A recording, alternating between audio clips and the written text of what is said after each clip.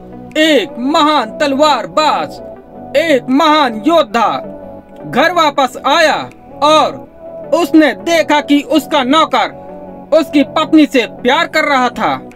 रिवाज के अनुसार उसने नौकर को ललकारा, उसे तलवार दी और कहा कि घर से बाहर निकलो और फैसला होने दो। जो जीवित रहेगा वह उस स्त्री का पति होगा। नौकर को यह भी नहीं पता था कि तलवार कैसे पकड़नी है। वह एक गरीब नौकर था, उसने कभी तलवार चलाने का प्रशिक्षण नहीं लिया था। उसने कहा, मालिक, हालांकि आप एक परंपरा का पालन कर रहे हैं और एक नौकर का भी सम्मान कर रहे हैं और उसे एक मौका दे रहे हैं, यह आपके लिए सिर्फ एक खेल है। मैं तलवारबाजी के बारे में कुछ नहीं जानता।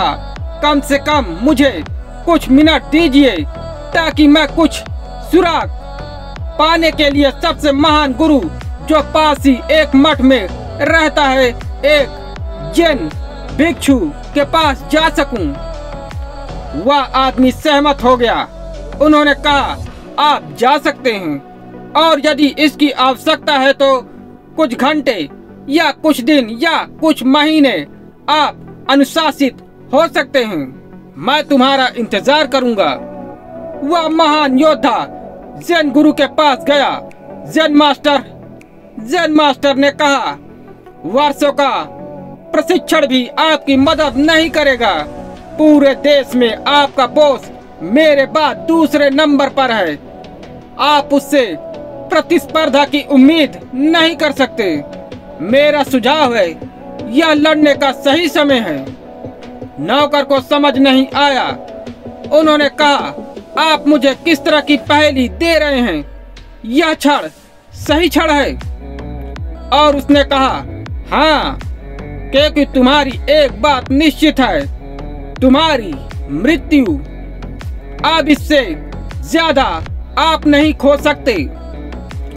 आपके स्वामी के पास खोने के लिए बहुत सी चीजें हैं। उनकी पत्नी, उनकी प्रतिष्ठा, एक योद्धा के रूप में उनकी प्रतिष्ठा।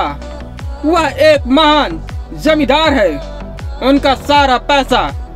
जब वह लड़ रहा है तो उसका दिमाग समग्र नहीं हो सकता, लेकिन आप समग्र हो सकते हैं।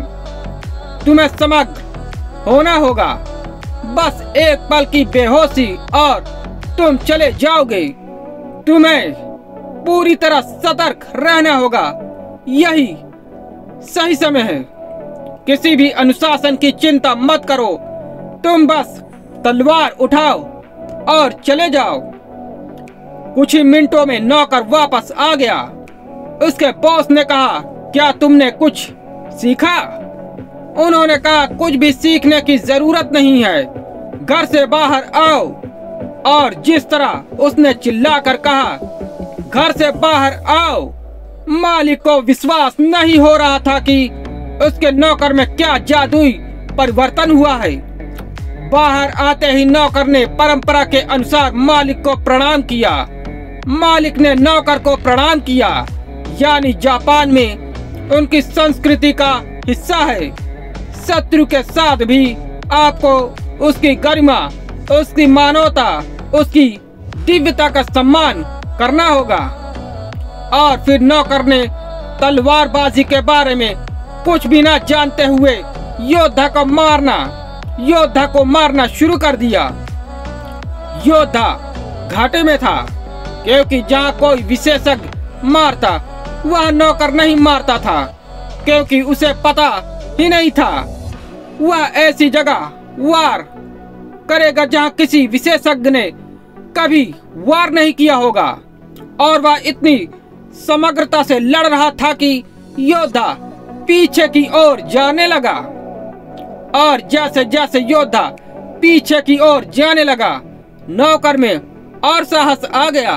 वह अपनी तलवार बिना यह जाने की क्यों चला रहा था, किस उद्देश्य से या कहां मार रहा था।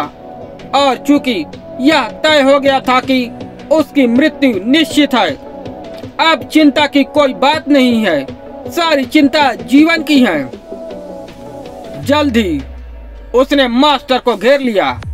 पीछे मालिक के बगीचे के चारों ओर की दीवारें थी। वह अब पीछे की ओर नहीं जा सकता था। वह अपने जीवन में पहली बार मृत्यु से इतना भयभीत हुआ और उसने कहा, रुको, तुम मेरी पत्नी को अपने पास रख सकते हो, तुम मेरी संपत्तियों को अपने पास रख सकते हो। मैं संसार का त्याग कर रहा हूँ, मैं साधु बन रहा हूँ। वह डर से कांप रहा था। उसे भी समझ नहीं आ रहा था कि क्या हुआ। यह साहस कहाँ से आया, यह समग्रता कहाँ से, यह जागरूकता कहाँ से। लेकिन ऐसा केवल ऐसी विशेष परिस्थितियों में ही हो सकता है कि बिना किसी अनुशासन के सिर्फ परिस्थिति ही आप में इतनी जागृति पैदा कर सके।